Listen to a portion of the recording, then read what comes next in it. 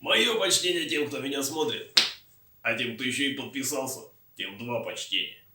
Свершилось, дорогие друзья, свершилось! Меня в Узберь заколебало использовать всякие деревяшки вместо параллельного упора. И вот я собрался с силами и решил, что пора его уже все-таки сделать. И жить спокойно, если смогу после этого. Начнем.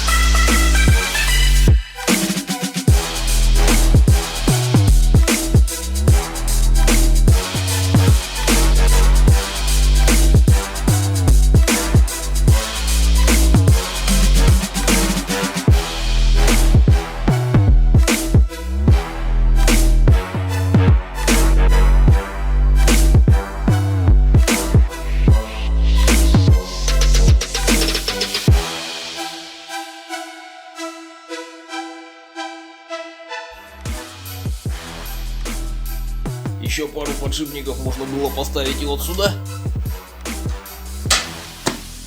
Но ездит же. И неплохо, я вам скажу, ездит. Пусть с небольшим натягом. А раз ездит хорошо, тогда зачем еще ставить два? Когда много хорошо, это тоже плохо.